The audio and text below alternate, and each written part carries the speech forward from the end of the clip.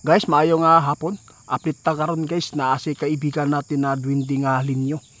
Meron po siyang nakuhang impormasyon po ngayon na maipaabot sa atin at maipaabot sa inyo. Prediction po ito. Meron po silang nakita doon sa kanilang kaharian guys. Ano kaya ito? No, kaibigan? Salamat po. Grabe kaibigan, no. Kinakabahan ako pag ikaw na ang nagpunta dito. Bakit po, ano po bang nakikita po ninyo? Tinood na. Nakakatakot naman po ito kaibigan. Anong dahilan po? Anong sanhi dito? Bakit po siya mawawala dito sa mundo? Bakit po mamamatay? Nako guys, may prediction si kaibigan kaya pumunta siya dito. May kilalang politiko guys, no? Na mamamatay daw. Kaibigan, di ba sinabi po ninyo noon na hindi po ninyo mahulaan lalo na yung buhay? Ay nako. Guys, hindi po sinadya, no, ng ating mga kaibigan. Bigla talagang may sign po doon sa kanila na may kilalang politiko dito. Nako po. Nasa Senado ito guys, no? May kilalang politiko dito na posibleng mamamatay daw. Kaibigan, bakit? Nako, atake ni guys.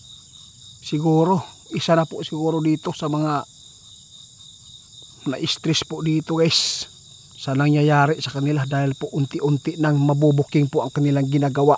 Prediction karon ng ating kaibigan guys sa lahat ng makapanood na daw hula si kaibigan na sila'y nakitaan na isang kilalang politiko dito sa atin ay mamamatay. Isa po dito na korap sa bansa natin. Nako kaibigan, himala. Ngayon lang po ako nakapakainig sa inyo na may ipinapaabot po kayo kasi sinabi po inyo noon na hindi po kayo nakakahula kung mayroon mang mga taong mamamatay. Pero bakit? Iba talaga ang nakita nyo. Ito po ay sign talaga ng buhay ng tao. Guys, pakinggan nyo guys. Wala tayong magagawa kung ito man po ang nakikita ng mga dwindi ngayon. Sa lahat ng makapanood sa atin, sana, no, kung meron mang mamamatay, yun na lang po mga buaya. Pasaylo ako guys, no, patawad, no, Lord. Ito po yung nabanggit ko. Patawad kaibigan. Sabi ni kaibigan guys, huwag na lang sabihan ng masama iti-ita para daw hindi tayo mahihila din. Kasi bawal manungayaw guys, ha. Tandaan po ninyo, bawal. Kaibigan, bakit po ito biglang nakita nyo?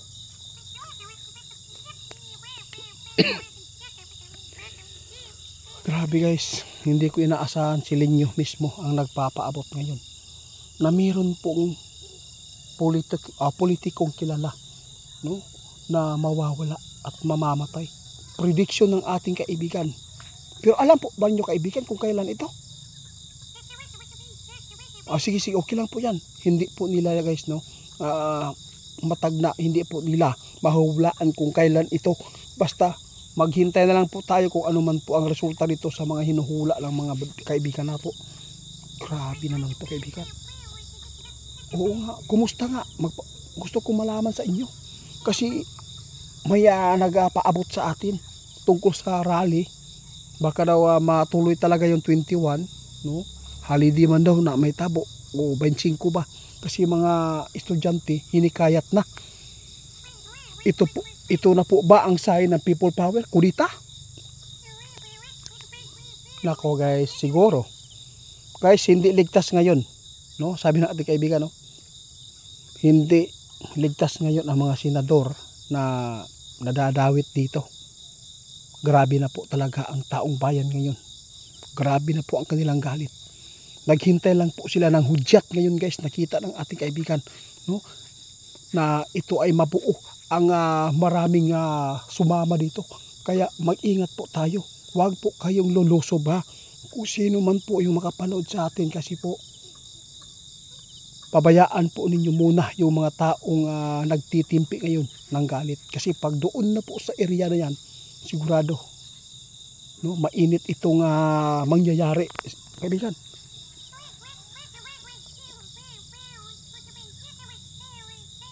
sana guys, sino man po yung makapanood sa ato karon, no, tulungan natin yung mga kababayan natin na sana ay hindi po sila mapapaano dyan sa mga area kung saan sila magsimula na rally, magpapakita sa kanilang hinanakit sa taong bayan dito sa ating bansa, no. Isa po talaga yung bansa natin na pinakamarumi sa totoo lang guys. Salamat kaibigan sa update guys. Kining update karon guys, no, dinugtungan natin. Kasi yung topic talaga natin tungkol ito sa prediction ni kaibigan na may buhay na mawawala na naman po dito na kilalang politiko. Sana yung mga buaya, no, patawad po. Yung naman po talaga yung maipaabot natin kasi wala naman tayo magagawa kung harap-harapan. Kasi sino ba tayo para labanan sila kung ikaw lang mag-isa? Pero kung ang taong bayan umalsa, sigurado guys, timpog sila. Yun po ang tandaan natin. Kahit gaano pa yan sila karami, kahit gaano pa yan karaming pira nila, kung ang taong bayan ang humusga sa kanila, walang makakapagpipigil nito. Kaya tandaan natin guys, no, sa lahat ng magsama dyan sa rally, ingatan nyo sarili nyo. Huwag po nyo ipahamak yung mga sarili nyo kung may mga karamdaman po kayo sa katawan nyo, sayang buhay nyo. Yun po ang tandaan natin. Maraming salamat din nyo.